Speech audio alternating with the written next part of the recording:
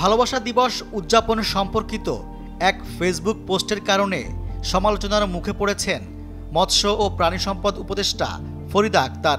তিনি লিখেছেন, July August শহীদ ও আহতদের প্রতি শ্রদ্ধা রেখে এবছর যেন কোনো ভ্যালেন্টাইন দিবসের তামাশা না হয়।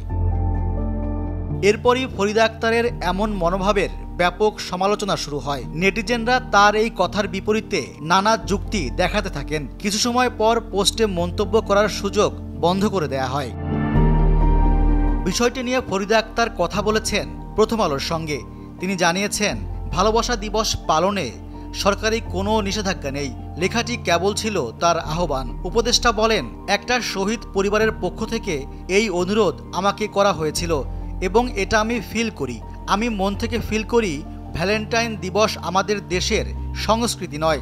ভালোবাসা দিবস আপনি সারা বছর করতে পারেন। ভ্যালেন্টাইন দিবস নিয়ে আগে থেকেই অনেক সমালোচনা ছিল। এটা আমি স্ট্রংলি ফিল করি এটা আমাদের সংস্কৃতি নয়।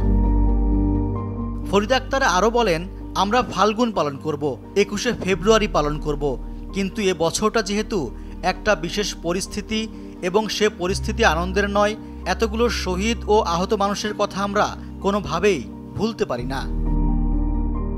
ভালোবাসা দিবসে অনেক কিছু অতিরিক্ত হয় বলে মনে করেন মৎস্য ও প্রাণী সম্পদ উপদেষ্টা। তাই আবারও তামাশা আকারে দিনটি পালন না করার আহ্বান জানান।